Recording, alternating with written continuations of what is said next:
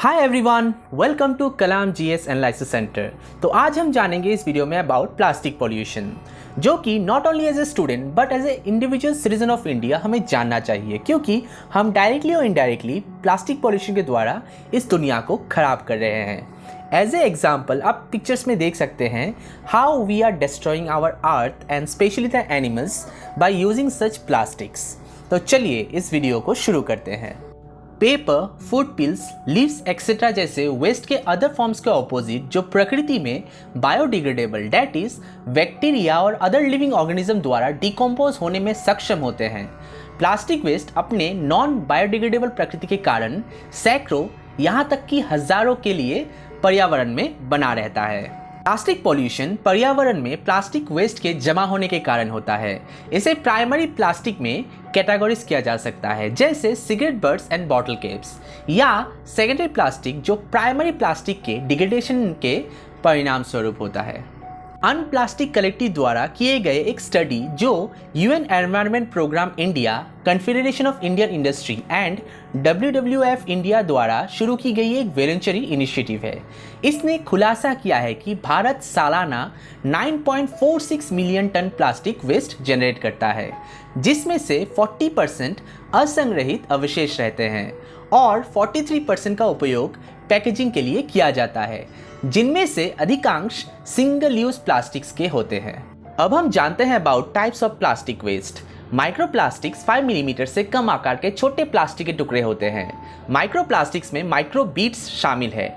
माइक्रोबीट्स यानी solid plastic particles of less than 1 millimetre in their largest dimension, जिनका उपयोग cosmetics, personal care products and industrial scrubbers में किया जाता है। दूसरा टाइप है single use plastic. Single use plastic एक डिस्पोजेबल मटेरियल है जिसे केवल एक बार इस्तेमाल किया जा सकता है, इससे पहले कि इसे फेंक दिया जाए या रिसाइकिल किया जाए, जैसे प्लास्टिक बैग, पानी की बोतलें, सोडा की बोतलें, स्ट्रॉ, प्लास्टिक प्लेट, कप, अधिकांश फूड पैकेजिंग और coffee stairs single use plastic का सोर्स है। भारत ने नई दिल्ली में कन्फेडरेशन ऑफ इंडियन इंडस्ट्रीज के सस्टेनेबिलिटी समिट में 2022 तक सिंगल यूज प्लास्टिक को खत्म करने की अपनी कमिटमेंट की घोषणा की है।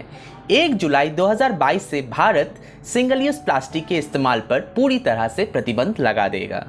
Plastic waste as a global phenomena.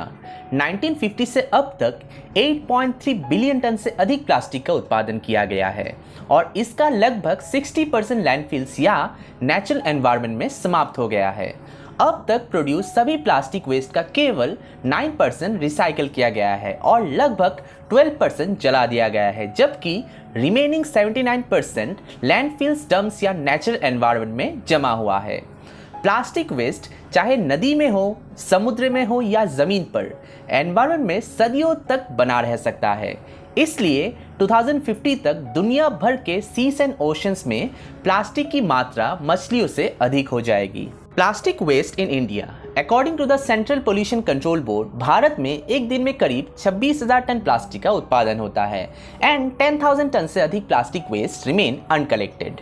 According to the federation of Indian chambers of commerce and industry के स्टडी के अनुसार, प्लास्टिक प्रोसेसिंग इंडस्ट्री 2020 तक सालाना 22 मिलियन टन तक बढ़ने का अनुमान है, जो 2015 में 13.4 मिलियन टन तक का था और इसमें से लगभग आधा सिंगल यूज प्लास्टिक है। India's per capita plastic consumption of less than 11 kg is nearly a tenth of the United States of America, that is 109 kg। अब हम जानते हैं प्लास्टिक पॉल्यूशन को कम करने के लिए कुछ सॉल्यूशंस। पहला, reduce.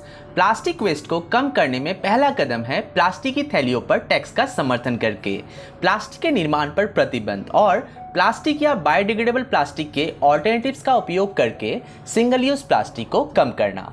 For example, khadi and village industries commission द्वारा शुरू किए गए एक project replan which stands for reducing plastic in nature का उद्देश्य मोर सस्टेनेबल ऑल्टरनेटिव प्रोवाइड करके प्लास्टिक बैग की कंजम्पशन को कम करना है। दूसरा, रीयूज। प्लास्टिक का रीयूज नए प्लास्टिक की डिमांड को कम कर सकता है, इसलिए ये प्लास्टिक मैन्युफैक्चरिंग पर नेचुरल रिस्ट्रेंट के रूप में काम कर सकता है। तीसरा, रिसाइकल।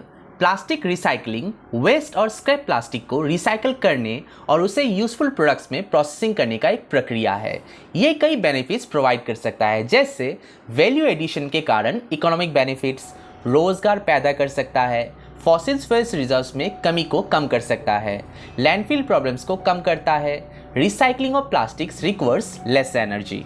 चौथा सोल्यूशन है रिकवरी। ये इंडस्ट्रीज के लिए नॉन रिसाइकलेबल प्लास्टिक्स को एनर्जी एंड केमिकल्स के यूजफुल फॉर्म्स में कन्वर्ट करने की प्रक्रिया है। सिंस प्लास्टिक्स में मुख्य रूप से कार्बन एंड हाइड्रोजन होते हैं, डीजल जैसे कन्वेंशनल फ्यूल्स के समान एनर्जी कंटेंट के साथ उनका यूज फ्यूल के पोटेंशियल सोर्स के रूप में किया जा सकता है। आई होप ये वीडियो आप लोगों को इन्फॉर्मेटिव लगा होगा। If you really like this video, please subscribe my channel and follow me on Facebook and Instagram for regular updates. Stay hungry, stay foolish. जय हिंद।